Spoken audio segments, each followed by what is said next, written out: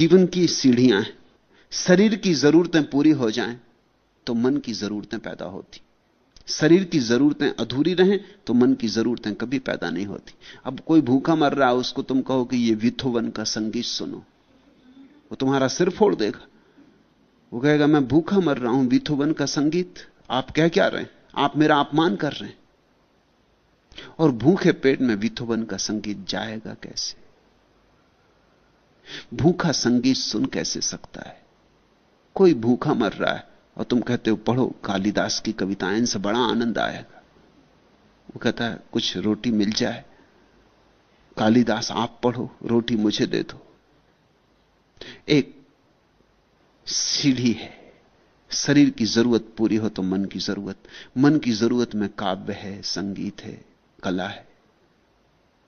फिर मन की जरूरतें पूरी हो जाएं तो आत्मा की जरूरतें पैदा होती। जिसने अभी संगीत नहीं सुना और जिसने काव्य का रसास्वादन नहीं किया, वो धर्म के जगत में प्रवेश ना कर सकेगा।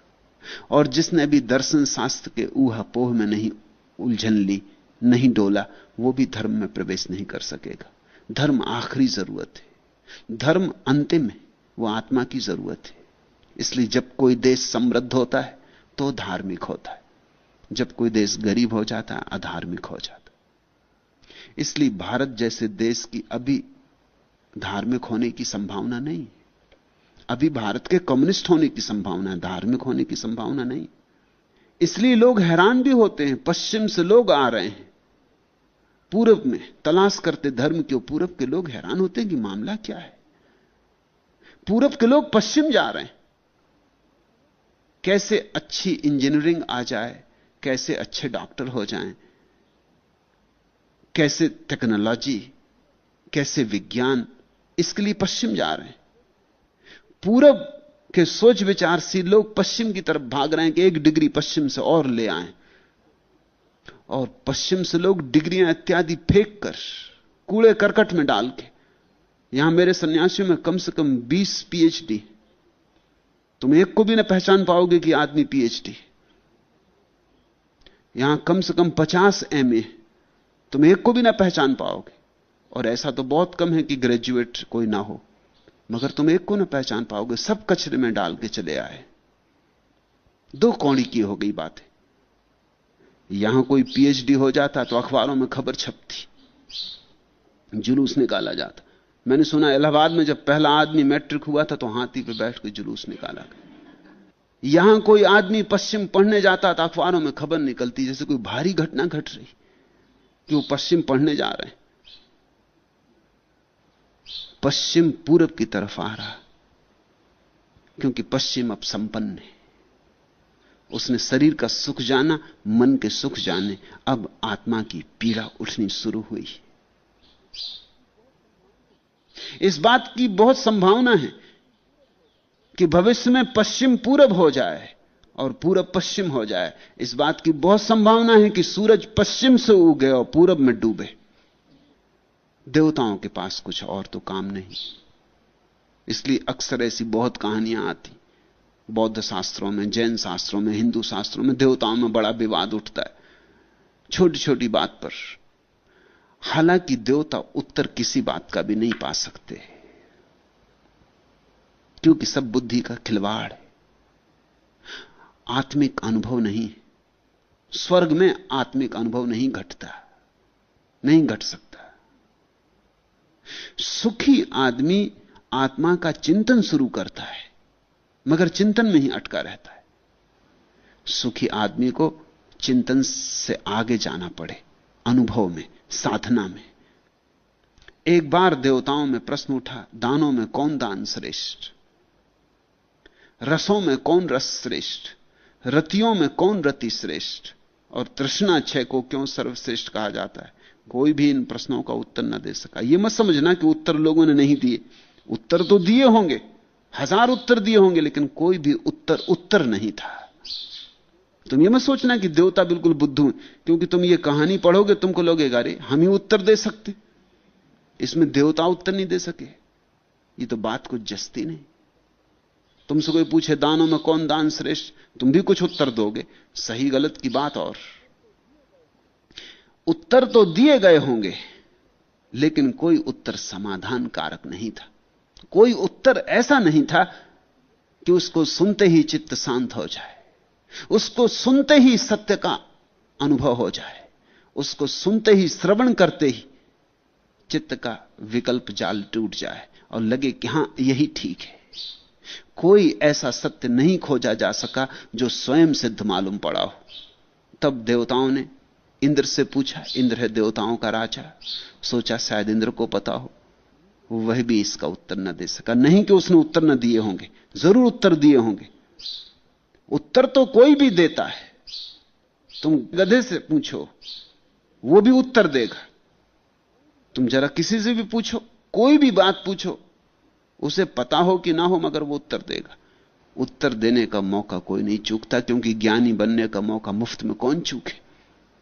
किसी से भी पूछो, जिन बातों का उन्हें कोई अनुभव नहीं, ऐसा आदमी तुम्हें मुश्किल से मिलेगा जो कहेगा मुझे पता नहीं। ऐसा आदमी मिले उसके चरण पकड़ लेना, क्योंकि उस आदमी में कुछ सच्चाई है। नहीं तो हर एक उत्तर दे रहा है, कुछ भी पूछे जाओ उत्तर दे रहा है, कुछ पता नहीं है और उत्तर दे रहा है। जिन्होंने खुद कभी जिंदगी में कुछ नहीं किया वो हर एक को सलाह दे रहे हैं। जो अपनी सलाहों पे कभी नहीं चले, मौका आ जाए फिर भी नहीं चलेंगे, वो दूसरों को सलाह दे रहे हैं, दूसरों को मार्ग दिखा रहे हैं। यहां अंधे अंधों को मार्ग दिखा रहे हैं, और इसलिए सारे लोग गड्ढों में पड़े हैं, नेता भी और अनुयायी भी। इंद्र ने भी उत्तर दिया होगा, राजा है देवताओं का, ऐसे स्वीकार तो नहीं कर लिया होगा कि मुझे पता नहीं। पहले तो अकड़ के बैठा होगा सिंहासन पर, कहा होगा अच्छा सुनो, सब समझाया होगा, मगर कोई तृप्त नहीं हुआ। मजबूरी में बुद्ध के पास आना पड़ा। उत्तर तो बुद्धों के पास ही है, बुद्धत्व में ही उत्तर है, जागे हुए में ही उत्तर है। जो भीतर ज्योतिर्मय हुआ है उसी के पास उत्तर है।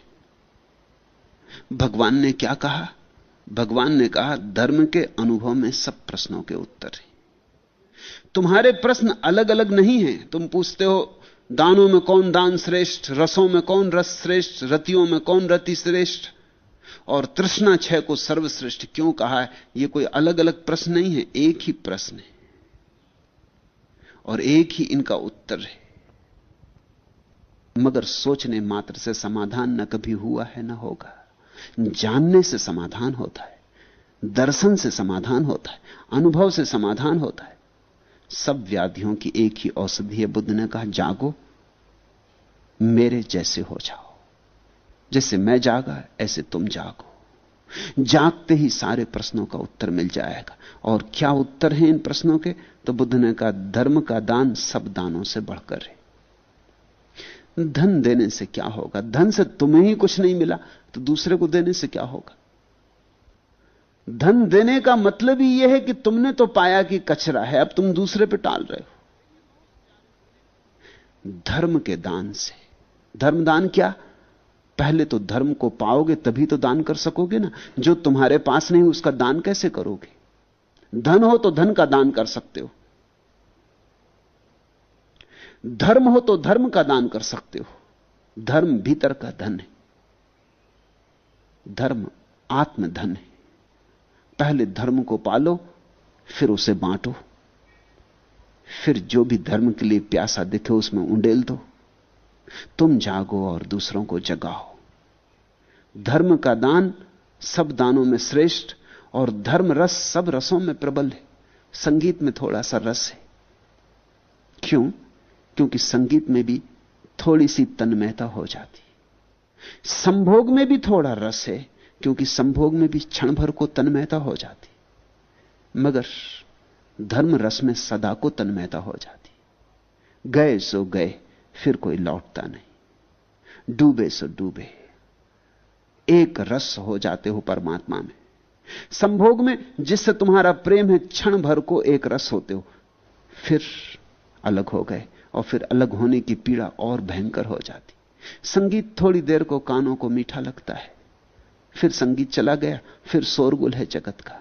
शराब पी ली, थोड़ी देर को तन्मय हो गए, फिर नशा उखड़ेगा। धर्म ऐसा नशा है जो एक दफे हुआ तो फिर उखड़ता नहीं, पिया सो पिया। और धर्म ऐसा नशा है कि बेहोशी भी लाता है और होश को नष्ट नहीं करता, होश को बढ़ाता है। धर्म अद्भुत नशा है। होश और बेहोशी साथ साथ पैदा होते, एक तरफ मस्ती छा जाती और एक तरफ परम होश भी होता है। तो धर्म रस सब रसों में बढ़कर, और धर्म में रति सब रतियों से बढ़कर है। प्रेमों में सबसे बड़ा प्रेम है धर्म से प्रेम, रतियों में सबसे बड़ी रति है धर्म रति। स्त्री के साथ थोड़ी देर खेलो, थोड़ा सुख है। पुरुष के साथ थोड़ी देर खेलो, थोड़ा सुख है, रति क्रीड़ा। लेकिन परमात्मा के साथ खेल लो सदा के लिए। धर्म रति बुद्ध कह रहे हैं उसको। अस्तित्व के साथ संभोग रत हो जाओ, अस्तित्व के साथ एक हो जाओ, फिर कोई अलग ना कर सकेगा। क्यों? क्योंकि अस्तित्व के साथ वस्तुतः हम एक ही हैं। हमने अलग मान लिया, वो हमारी भ्रांति। उसी भ्रांति के कारण दुख है। भ्रांति गिर जाए फिर सुख ही सुख है। और तृष्णा का विनाश सर्वश्रेष्ठ कहा है, क्योंकि तृष्णा के विनाश से ही धर्म उपलब्ध होता है। इसलिए बुद्ध ने कहा तुम्हारे प्रश्न अलग अलग नहीं, एक ही प्रश्न है और मेरा उत्तर भी एक है, एक शब्द में, धर्म। एस धम्मो सनातनो। आज